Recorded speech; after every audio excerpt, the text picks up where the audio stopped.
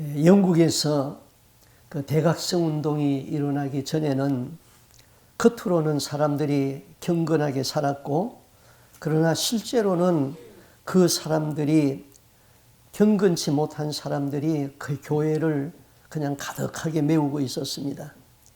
그들은 교회에서 세례받았고, 교회에서 결혼했고, 또 죽으면은 교회에서 종교의식을 행하면서 충실하게 우리는 예배를 드리고 살고 있다, 그렇게 생각하고 있었습니다. 그러면서 그들은 나는 이와 같이 교회에 잘 출석하고 있으니까 나는 구원받았다, 그런 생각을 가지고 있었습니다. 그들은 자신이 기독교 국가의 시민이고 또 온전한 그리스도인으로 살아가고 있다고 믿었습니다. 그런데 존 웨슬리와 찰스 웨슬리, 그리고 하엘 해리스 같은 설교자들이 나타나서 영적으로 잠들은 영국을 깨우기 시작했습니다. 그들은 이렇게 외쳤습니다. 복음은 사람을 구원하시는 하나님의 능력입니다. 여러분은 이 시간 거듭나야 됩니다. 성령을 통하여서 위로부터 다시 나지 못한 영혼은 구원받을 수가 없습니다. 회개 없이 구원받을 수 없습니다. 성령은 흉악한 죄인이라도 하나님의 사람으로 바꿀 수 있는 능력이 있습니다. 회개하는 자에게 성령은 오십니다. 그들이 이렇게 외쳤을 적에 성령이 임하였고 거기에 회심하는 바람이 불기 시작했습니다. 성령으로 말미암아 회개의 바람이 불기 시작했습니다. 이제까지 교회 안에서 교회 의식에만 충실했던 사람들은 자신들이 가지고 있는 구원의 확신이 거짓이라는 것을 깨닫게 되었습니다. 이런 설교를 들었을 적에 교회 안에는 두 가지의 반응이 나타났습니다. 한 부류의 사람들은 십자가 앞으로 달려나가가지고 회개하고 성령을 받았습니다. 그런데 또 다른 한 부류의 사람들은 자신이 지닌 믿음의 진정성과 회심의 타당성을 문제시하는 설교자들을 공공연하게 적대시하는 사람들로 나타났던 것입니다. 여러분은 지금 어느 쪽에 있습니까? 사도 바울이 로마서를 기록하면서 먼저는 죄에 대해서 설교했습니다. 그 다음에는 은혜에 대해서 기록했습니다. 죄에 대하여서 깊이 인식을 하고 은혜를 아는 것이 순서입니다. 죄를 잘 알지 못하고 은혜부터 먼저 알게 되면 방종하게 됩니다. 우리가 예수 믿으면서도 왜 때로는 불안하고 의심이 생기고 또 믿기는 믿는데 기쁨이 없고 또 왜 이렇게 자주 낙심되고 시험되는 일이 있습니까? 신학적 입장에서 보면은 죄가 무엇인지 깨닫지 못하는 데서 있습니다. 죄를 깊이 인식하지 못했기 때문에 회개도 깊이 하지 못했습니다. 죄를 깊이 알면은 사람은 의롭다고 할 수가 없습니다. 여러분은 완전히 죄와 허물로 죽었던 사람입니다. 사람은 전적으로 부패하고 허물로 죽었고 구원받을 수 없는 그런 존재입니다. 그럼에도 불구하고 예수 그리스도의 은혜로 구원받았습니다. 그때에 정말 감사하고 구원의 감격이 있는 것이죠. 그런 구원의 감격이 있는 사람은 나 같은 죄인을 구원해 주신 그 주님의 사랑이 감사해서 견딜 수가 없습니다. 그러니까 기쁨이 있고 시험에 들 수가 없는 것이죠. 충성하게 되어 있는 것이죠. 어지간한 시험은 다 이길 수가 있죠. 우리는 죄를 깊이 인식하고 철저히 회개하는 사람은 감사가 있는 법이에요. 어떤 고난이 와도 내가 지은 죄에 비하면 이거는 아무것도 아니다, 그렇게 생각을 갖지요. 믿음을 갖지요. 그러나 죄에 대해서 깊이 인식하지 못한 사람은 방종하는 삶을 살게 되죠. 바울은 로마서 1장에서 그 일반적인 죄를 말했습니다. 그리고 2장 1절에서 11절까지는 율법을 가지고 있는 유대인의 죄에 대하여서 지적했습니다. 그리고 오늘 읽은 본문은 율법이 없는 이방인들의 죄에 대해서 너희들도 죄인이다, 그렇게 고발하고 있는 것이죠. 자, 우리가 읽는 성경을, 율법을 축소시키면 10계명으로 축소할 수 있습니다. 근데 그 율법을 다시 확대시키면은 모세오경이죠. 그럼 더 확대시키면은 구약 전체가 되는 것입니다. 그럼 그 율법은 이것은 하라, 이거는 하지 말라는 계명으로 나누어집니다. 그럼 이 성경이라는 말은 그 헬라어로는 그 캐논이라고 그렇습니다. 이 캐논이라는 뜻은 이 청량하는 자, 그 다음에 뭐 막대기, 뭐 저울, 그런 의미가 있습니다. 자, 우리가 지금 그 세계적으로 쓰고 있는 그 청량이나 길이의 단위는 그 미터나 킬로그램을 쓰게 되어 있어요. 그거는 이제 세계적으로 약속한 것입니다. 근데 우리 미국이나 영국에서는 이 파운드라는 그런 걸 쓰지요. 그리고 뭐 인치 뭐 이렇게 씁니다. 이거는 미국이나 영국이 세계의 강국이기 때문에 그 세계적으로 약속해 놓은 것을 따르지 아니하고 그냥 독자적으로 쓰는 것입니다. 세계적으로 약속한 것은 미터와 킬로그램이죠. 그럼 우리가 무엇이 길다, 무겁다 그렇게 할 적에는 무슨 기준이 있어야 될 거 아니에요? 그 기준에 따라서 길다, 짧다 그렇게 말하는 것이죠. 그럼 성경이라는 것은 모든 것을 청량하는 캐논, 기준이 된다 이것이죠. 어떤 꼬마아이가 빨리 크고 싶었어요. 형은 키가 큽니다. 엄마가 꼬마에게 늘 말합니다. 밥 많이 먹어야지 너도 형처럼 큰다. 밥을 안 먹는 이 아이에게 자꾸 먹을 우유도 마셔라, 밥도 먹어라, 자꾸 이렇게 권고를 합니다. 밥을 먹기 싫은 아이가 어느 날 엄마한테 와서 이렇게 얘기했어요. 엄마, 내 키가 형아보다 커. 어떻게 네가 더 크니? 그러면서 자기가 만든 자를 가지고 왔어요. 자기가 만든 재로 재니까 우리 형아는 170인데 나는 2m야. 내가 더 크잖아. 자기가 만든 재로 재니까 형아보다 더 큰 것이죠. 우리는 그 이중잣대라는 말을 많이 들었잖아요. 성경은 저울 눈금을 속이는 일에 대하여서 그 신랄하게 비판합니다. 그건 이중잣대인 거죠. 잠언 11장 1절에 속이는 저울은 여호와께서 미워하여도 공평한 추는 그가 기뻐하시느니라. 제가 어렸을 적에 그 막대 저울을 사용했어요. 근데 저희 아버지가 저한테 그런 이야기를 해주더라고요. 어떤 상인이 있었는데 그 죽을 적에 자기 아들한테 그 저울을 가져오너라. 그러더니 그 저울을 부러뜨리라. 그래서 부러뜨렸대요. 부러뜨니까 그 저울, 막대 저울 안에 속이 비었는데 거기다 수원을 넣어가지고 물건을 살 적에는 수원이 이쪽으로 가게 해가지고는 물건을 더 많이 사고 또 물건을 팔 적에는 반대로 해가지고 물건을 팔고 그래가지고 저울을 속였다는 거죠. 그러니까 죽기 전에 양심에 가책이 돼가지고 자기 자녀를 불러가지고 그거를 부러뜨리라. 그 얘기를 한 것이 기억이 납니다. 이중잣대, 그건 아주 나쁜 것이죠. 그럼 이중잣대를 가장 많이 쓰는 사람들이 누굴까요?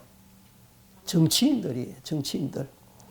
자기들이 정권을 잡으면은 무슨 일을 해도 괜찮고 다른 정당이 정권을 잡으면은 그냥 정지하고 판단합니다. 그래서 그것을 또 내로남불이라고 그러잖아요. 내가 하는 연애는 로맨스고 다른 사람이 하는 연애는 스캔들이다. 자, 성경은 헬라어로 캐논, 그 뜻은 자, 규범, 척도. 성경은 하나님의 법이에요. 성경을 기준으로 해서 옳다, 그러다, 그것이 판단이 된다는 것이죠.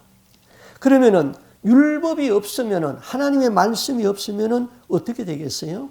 살인하지 말라, 간음하지 말라, 도둑질하지 말라. 법이 없다고 그럼 죄가 아닙니까? 어린아이 때는 누구나 한번 그 도둑질을 한다고 그래요. 왜냐하면 내가 그냥 갖고 싶다는 단순한 생각에서 남의 것을 훔친다는 거예요. 그 자신의 행동이 별로 나쁘다고 인식을 못하는 것이죠. 그러나 어른들이 어린아이들이 훔치는 것을 보면은 야단을 치지요. 훔치는 것이 옳지 않기 때문에 야단을 치는 것이죠. 그럼 율법이 없다는 것은 죄로 인식되지 아니하는 것뿐이지 죄가 없어지는 것은 아니다 이것이죠. 어떤 사람이 병에 걸렸어요. 근데 아프지 않아요. 아프지 않다고 해서 병이 안 걸린 겁니까?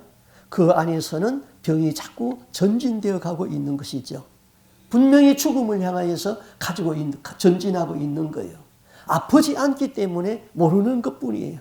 오늘날 사람들이 법이 없으면 죄를 죄로 인식하려고 안 합니다.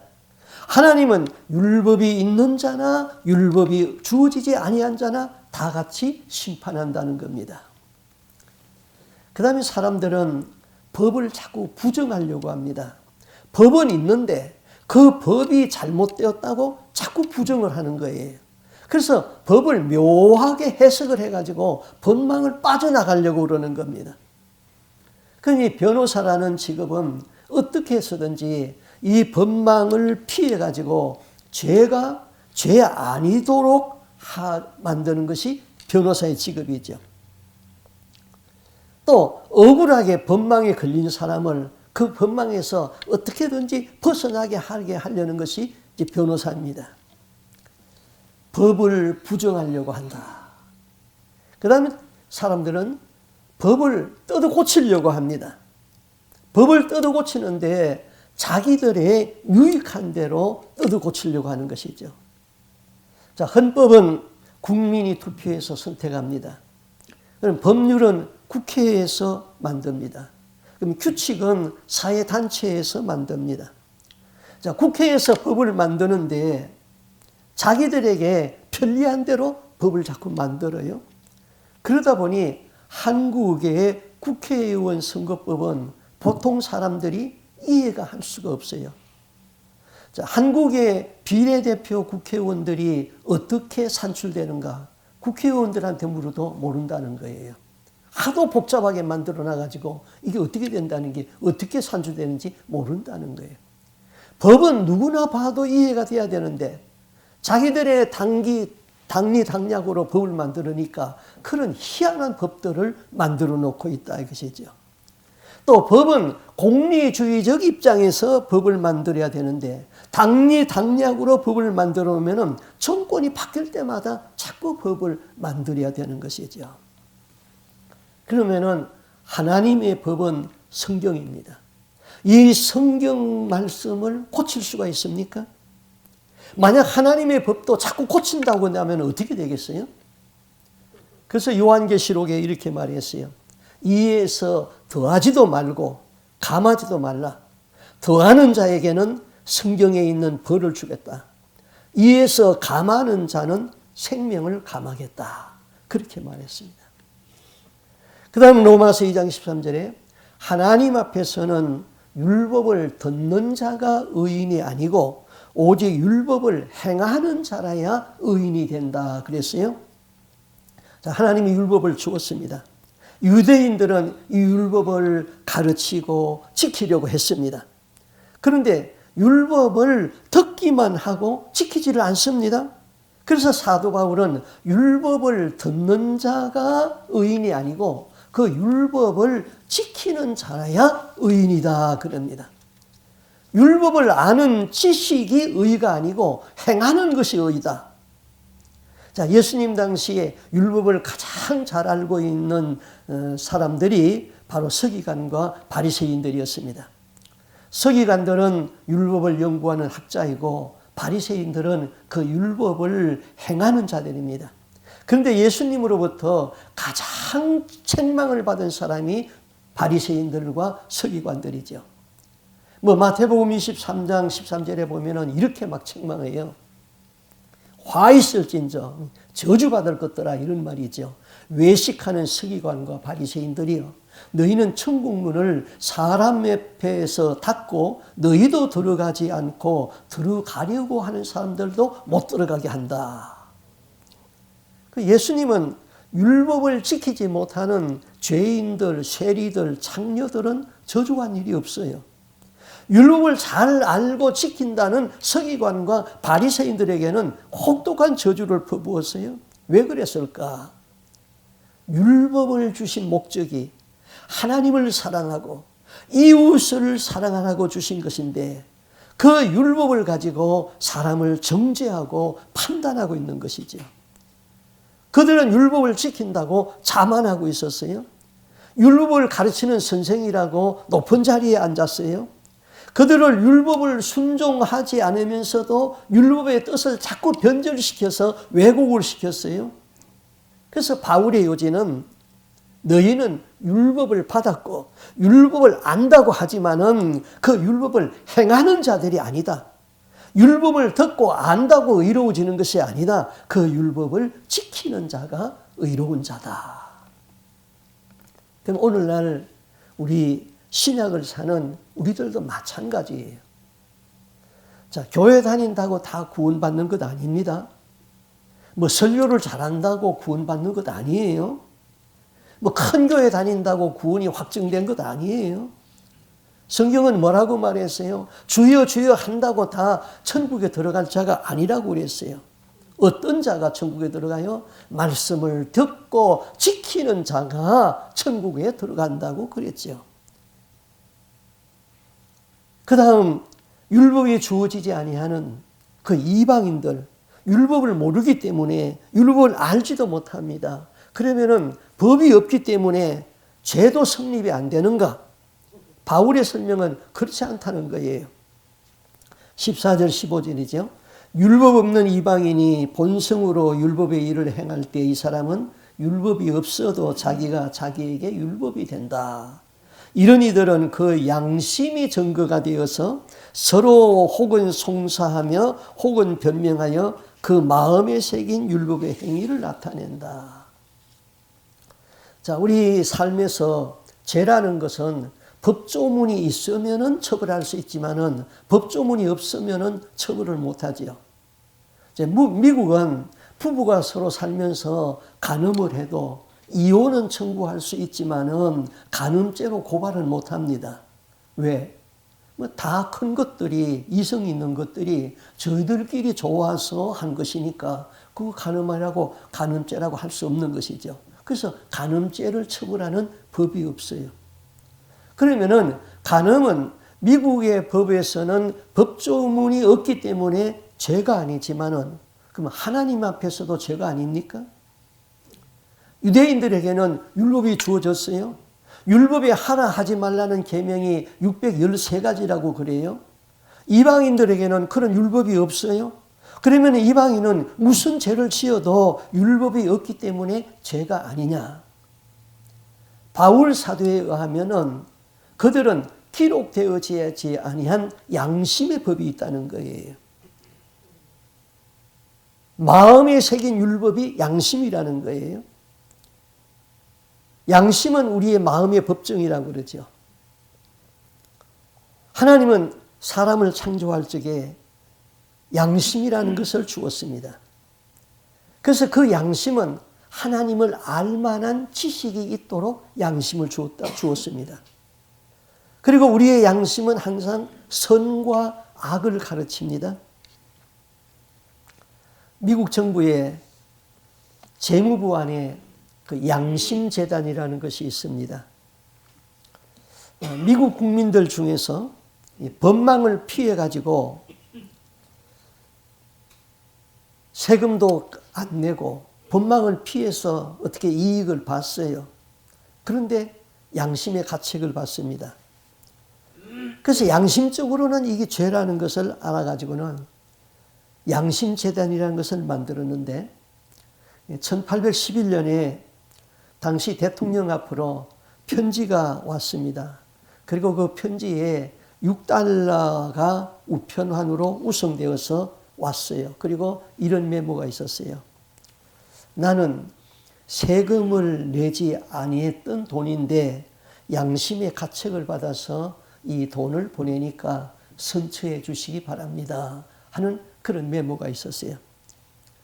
그래서 대통령은 국민들의 양심을 존중해가지고 그런 의미로 양심재단이라는 것을 만들어 놨어요. 근데 1950년도에는 어떤 사람이 양심재단에 37만 285불을 돈을 보내왔어요. 지금으로 계산하면 엄청난 돈이죠. 내가 세금을 법에 의하여서 피해서 감면을 받았는데 내 양심으로 생각하니까 이거는 내야 할 돈입니다. 그래서 양심재단에 돈을 보냈다는 것이죠. 그 양심이라는 것을 우리 국어사전에서 찾아보면 양심은 사물의 선과 악, 바르고 그름을 판단하고 명령하는 능력과 도덕적 의식이다. 그렇게 기록했어요.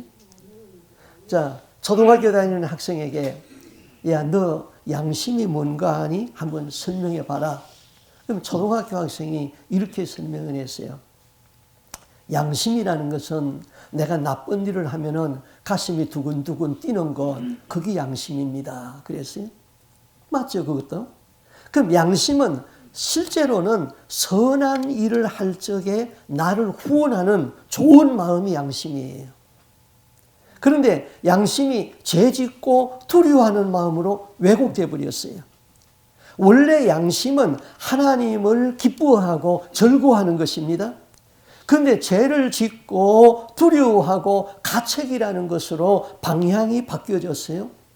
양심이 기쁨 대신에 두려움으로 바뀌어졌단 말입니다. 성경은 양심이 타락했다. 본래의 양심은 의롭고 깨끗하고 하나님을 알 수 있도록 하였는데 죄로 인하여서 양심이 타락했다는 겁니다. 그래서 성경은 타락한 양심을 뭐라고 불렀어요? 화인 맞은 양심, 패역해진 마음, 더러운 마음 그랬습니다. 이에 비하여서 원래 하나님이 주신 양심은 선한 양심, 착한 양심, 깨끗한 양심 그랬어요. 자, 복음도 그렇죠. 복음은 글자가 의미하는 것이 뭡니까? 복음. 복음에는 무슨 수식어가 필요 없는 것이죠. 근데 복음은 기쁜 소식이, 근데 이 복음이 자꾸 변질된단 말이에요. 그러니까 변질되는 것을 막기 위해서 뭐라고 그랬어요? 순복음. 순복음이 나왔어요. 참기름이면 참기름이지. 순참기름. 거기다 또 진진참기름. 복음이 변질되니까 이 순복음이라고 하듯이 양심도 자꾸 변질되니까 수식어가 자꾸 붙는 것입니다. 양심이라는 것은 원래 배의 나침판과 같다 그랬습니다. 나침판은 항상 남과 북을 가르치잖아요. 그 양심은 항상 선과 악을 가르치는 것입니다. 그 나침판이 고장난 배는 방향을 잃어버리든지 그래서 파선하고 방향 감각을 잃어버리는 것이죠. 그럼 양심이 무디어지고 화인 맞은 양심은 가지고 있으면 그 인생이 파멸이 되는 것입니다.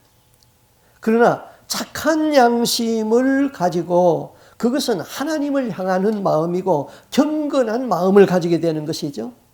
동시에 양심은 우리에게 기쁨을 주고 내가 선한 일을 했을 적에 나를 후원해 주는 것이지요. 그러나 타락하게 되면은 죄에 대해서 감각이 자꾸 무디어집니다.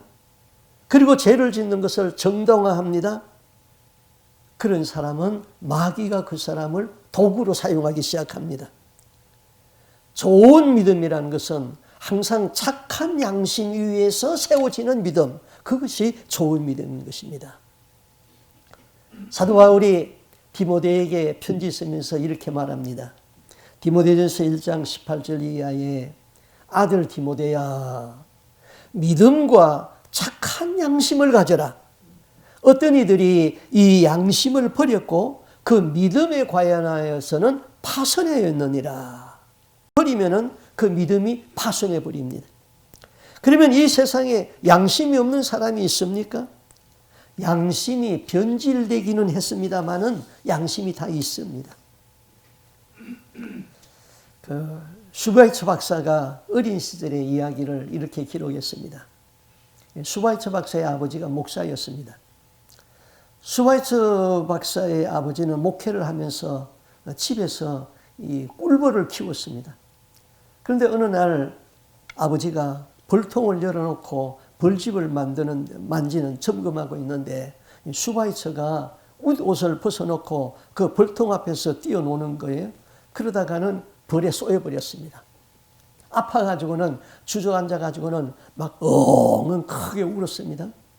그러니까 아들의 울음소리를 듣고 엄마가 쫓아나왔어요. 그 남편은 벌통을 열어놓고 일하고 아들은 막 크게 울고 있으니까 그 남편한테 막 큰 소리를 칩니다. 여보, 당신이 정신이 있어요, 없어요? 애가 벌통 옷을 벗어놓고 노는데 벌통을 만지면 어떻게 안 오냐고 막 고함을 치니까 슈바이처 박사가 자기 엄마가 자기 아버지한테 자기 편을 들어서 야단을 치는 걸 보니까 기분이 아주 좋아졌어요. 그래가지고는 더 크게 울었어요. 막 악을 쓰고 우니까 한참 우니까 이제 아픈 것이 기운이 다 나갔어요. 없어졌어요. 그래도 악을 쓰고 울으니까 속에 양심이 말하더래요. 야 이놈아 이제 그만 울어라. 그러더래요. 피타고라스의 제자가 구두방에서 구두를 외상으로 사서 신었습니다. 그리고는 일주일 후에 구두값을 갚기로 했는데 일주일 후에 가니까 구두방 주인이 죽었어요. 그래서 옳거니 잘됐다. 구두 한 켤레 그냥 공짜로 신었다.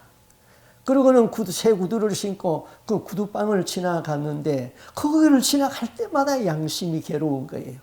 그래서 어느 날은 그만 그 구두를 벗어가지고는 그 구두방 창문으로 내던져 버렸습니다.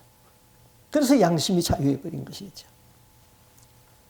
자, 범죄 심리학을 연구하는 사람이라면 양심 때문에 죄를 더 짓는다는 거예요. 한번 죄를 지은 사람은 죄의식에 의한 형벌과 두려움 때문에 또 죄를 짓는 거예요. 도적놈은 원래 살인할 의도까지는 없었어요. 그런데 도둑질을 하다 보니까 주인한테 들켰어요. 주인이 얼굴을 자기를 보니까 아는 얼굴이에요. 그래서 그 주인을 죽여버린다는 것이죠. 양심의 가책이 삐뚤어지면은 더 큰 죄를 자꾸 짓는다. 그러면 이 성경을 읽으면은 이 본래의 양심으로 돌아온다는 겁니다. 그래서 하나님이 하나님의 사람이 되기 위해서는 성경을 우리에게 주셨어요. 율법은 모세가 시내산에서 받았습니다. 그럼 모세 이전의 사람들 아브라함 때에는 율법이 없었잖아요. 그러면 법이 없었기 때문에 죄를 지어도 벌이 아닌가? 그때도 양심의 법이 있었다는 것입니다. 사람들이 가끔 물어요. 율법이 주어지지 아니한 사람에게는 어떻게 심판을 받았습니까? 우리나라에 복음이 들어오기 전에 사람들은 성경을 몰랐고 하나님을 몰랐는데 그들이 다 구원을 받았습니까? 다 지옥 간다면은 그 너무 억울하지 않습니까? 그러면서 세종대왕 같은 사람도 지옥 갔습니까? 이순신 장군도 지옥 갔습니까? 자신이 구원받은 증거가 없는 사람들이 이 질문을 자꾸 합니다. 이 질문을 하는 사람에게 되물어 보세요. 그 몇백 년 전의 사람 이순신이나 세종대왕 같은 사람, 그런 사람 얘기하지 말고 지금 당신 구원 받았습니까? 구원 못 받은 사람이 그런 질문을 자꾸 하죠. 그러면은 우리가 어떻게 구원을 받을 수 있죠? 첫째는 우리는 예수를 믿음으로 구원을 받습니다. 누구든지 예수를 믿지 아니하고는 구원받을 수가 없지요. 그 다음에는 의인이어야 구원을 받지요. 예수를 믿었는데 의인이 아니면 안 되죠. 그럼 의인은 누구라고 그랬어요, 성경에? 율법을 듣고 지키지 않는 자는 의인이 아니라고 그랬어요. 율법을 듣고 행하는 자라야 의인이라고 그랬죠. 그 다음 세 번째는 아브라함을 비롯하여 구약의 많은 사람들이 구원받았어요. 그들이 어떻게 예수를 믿었습니까? 그들은 오실 예수를 믿음으로 인해서 구원받은 것이죠. 그러면 그들이 오늘 우리처럼 그렇게 예수를 믿었겠어요? 그렇게는 못 믿었겠죠. 다만 하나님을 믿음으로 그들은 구원을 받았어요. 아브라함이 하나님을 믿으니 하나님이 그를 의롭다고 하였느니라. 하나님이 의롭다고 한 사람들이 구원을 받는 것이죠. 지금 우리가 고백하는 것은 예수 그리스도를 믿음으로 죄 용서함을 받습니다. 예수를 믿고 구원받은 사람은 오직 믿음이죠. 믿음. 진리는 예수 그리스도인 것이죠. 예수 그리스도를 믿는 믿음으로 우리가 구원받습니다. 예수를 믿지 아니하고는 구원받을 수가 없는 것이죠. 그러면은 진리를 가진 내 안에는 거짓을 몰아내야 됩니다. 진리를 가진 우리 안에는 우리 안에 있는 거짓을 다 몰아내야 됩니다. 죄를 핑계대거나 죄를 합리화하면 안 됩니다. 내 안에 거짓이 있거나 내 안에 탐심이 있거나 내 안에 다른 사람을 미워하는 미움이 있어가지고 용서를 하지 못한다거나 이런 것을 품고 있으면서 천국 갈 생각은 하지 마세요. 나는 믿으니까 천국 간다. 어린 반품도 없는 얘기예요. 이런 것을 다 버려야 되죠. 그러면은 예수를 믿고 회개하는 사람이 천국 가는 것이죠. 우리가 죄를 어떻게 용서함 받습니까? 제사함 받는 길은 오직 십자가에서 예수님이 나를 위하여서 피 흘려 대속의 피를 흘렸다는 것을 믿고 회개함으로 구원이 이루어지는 것이잖아요. 그럼 회개가 없는 사람도 구원받습니까? 그냥 믿으면 구원되는 것 아닙니까? 그게 반쪽짜리 믿음이라니까. 믿기는 믿는데 회개는 안 해. 그게 대부분의 교회에 있는 사람들이라니까요. 회개 없이 무조건 구원받는 건 없습니다. 내 입술로 내가 잘못했다고 회개를 해야 되는 것이죠. 회개를 해야 돼요. 성경에는 뭐라고 말했어요? 무익한 말 한마디 하는 것까지 심판날에 심판을 받으리라. 그러면은 내가 깨닫지 못한 죄는 어떻게 될까요? 내가 깨달아야지 해결을 할 거 아니에요. 그런데 내가 죄를 짓고는 시간이 오래 지나가지고 잊어버려서 생각도 안 나요. 이런 죄가 그대로 있거든요. 그럼 이거는 어떻게 해야 돼요? 어떻게 해결을 받습니까? 그는 성령이 오셔서 나를 깨닫게 해줘야 됩니다. 성령이 나를 터치하실 적에는요, 내가 생각나지 못한 죄까지 생각나게 할 때도 있고, 또 성령이 나를 깊은 회개로 인도하는 것이죠. 그때 성령이 깊이 나를 회개시킬 적에 그 모든 죄들이 묻어서 다 회개가 되는 거예요. 그래서 우리는 기도가 필요한 거예요. 내가 기도를 하려고 애쓰고 노력하고 그러다 보면은 어느 날 성령이 나에게 터치가 되면서 성령에 의해서 회개가 이루어집니다. 그때에 내가 지은 모든 죄가 다 씻어져 나가는 거예요. 이런 성령의 터치가 없이 그냥 형식적인 기도를 하니까 예수는 믿기는 믿는데 교회 의식에는 충실한데 나는 교회 나오니까 구원받았다는 거짓된 믿음을 가지고 영국에서 대각성 운동이 일어나기 전에 많은 사람들처럼 우리가 그런 식으로 살아가고 있는 것이죠. 그래서 깊은 기도가 필요하고 회개가 필요합니다. 성도들의 구원의 책임은 목사에게도 있습니다. 강단에서 선포되어지는 말씀이 예수 믿으면 복 받는다. 번영의 신학이죠. 하나님이라도 이용하여서 나의 욕망을 채우려는 것 기복신앙이죠. 긍정적인 믿음을 강조하는 것, 인본주의 신학에서 나오는 그런 믿음 말씀이죠. 그런 말씀은 죽은 말씀입니다. 그런 설교로는 우리의 영이 살아나지 않습니다. 가장 중요한 것은 회개의 복음이고 십자가의 복음이죠. 자, 예수님이 이런 말씀을 했어요. 마태복음 15장 9절에 보면은 사람의 계명으로 나를 가르치니 나를 헛되이 경배하는구나. 바리새인들이, 율법사들이 너희가 사람의 계명으로 나를 가르치니 나를 헛되이 경배하는구나 탄식했어요. 그러면 사람의 계명이 뭘까? 여러분 깊이 생각해 보세요. 사람의 계명이 뭘까? 그것이 바로 도덕이요, 윤리요, 철학입니다. 교회 안에서 도덕을 배제하지 않습니다. 그러나 도덕이 사람을 구원할 수가 없어요. 우리 인생에 철학이 필요해요. 그러나 철학이 사람을 구원할 수가 없어요. 번영의 신학, 기복주의 신학, 인본주의 신학은 다 이런 데서 나온 것이죠. 그런 것으로 가지고 우리의 영혼이 구원받을 수가 없어요. 가장 중요한 것은 회개의 복음이고 십자가의 복음입니다. 분명 심판대 앞에 가면은 물을 겁니다.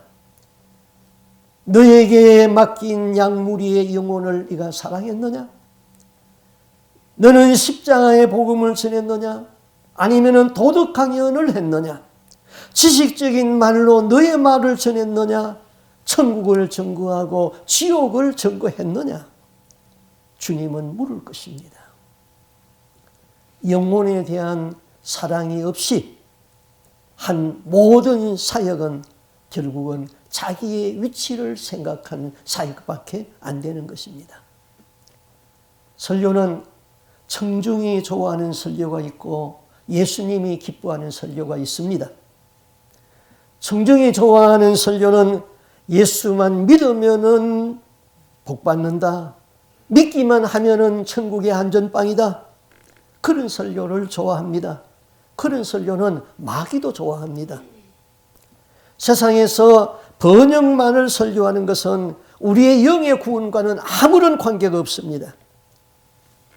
저는 청중의 귀만 즐겁게 하는 설교를 하다가는 나 자신이 심판받는다는 것을 알기 때문에 그런 설교를 안 하려고 노력합니다. 오직 예수가 전부여야 됩니다. 예수님이 좋아하는 설교는 보혈을 위한 보혈에 관한 설교고 회개에 관한 설교고 천국 지옥에 관한 설교인 것입니다. 그런 설교를 했을 적에 내 영이 깨닫게 되고 그 말씀을 받고 회개가 되고 그래서 천국에 들어갈 수가 있는 것이지요. 한 사람이라도 지옥에 가지 말고 다 천국에 들어가는 것이 예수님이 십자가에서 흘린 핏값이 헛되지 않게 하는 것이지요. 내가 죽어서 지옥에 떨어졌다면 예수님이 십자가에서 흘린 그 핏값이 헛되이 돌아가는 것이지요. 그래서 예수님이 핏값이 헛되이 돌아가지 않게 하는 것은 우리 모두가 다 예수를 똑바로 믿고 회개의 복음을 믿고 진리 되시는 예수를 붙잡고 우리가 천국에 들어가는 것입니다. 우리 모두가 그렇게 살다가 구원에서 낙오되는 사람이 한 사람도 없이 다 천국에 들어갈 수 있기를 주님의 이름으로 축복합니다. 아멘. 기도하겠습니다.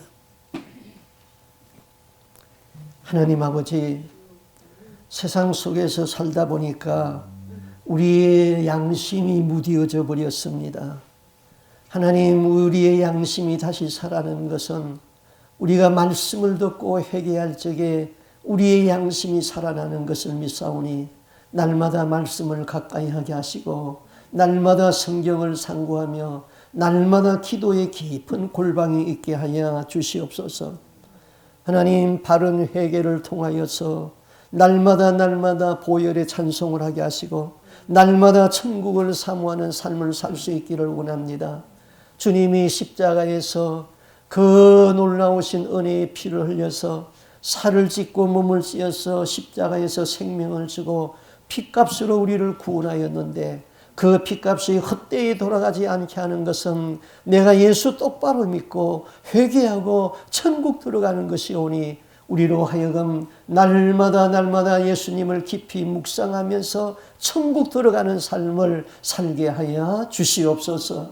여기에 우리와 함께 믿음 생활하는 사람들, 또 하나님 유튜브를 통하여서 말씀을 듣는 모든 사람들이 하나님의 생명의 말씀을 듣고 회개의 복음을 듣고 저들도 다 구원받아서 영생 천국에 들어갈 수 있도록 은혜를 더하여 주시옵소서. 이 모든 말씀 주 예수 그리스도 이름으로 기도하옵나이다. 아멘.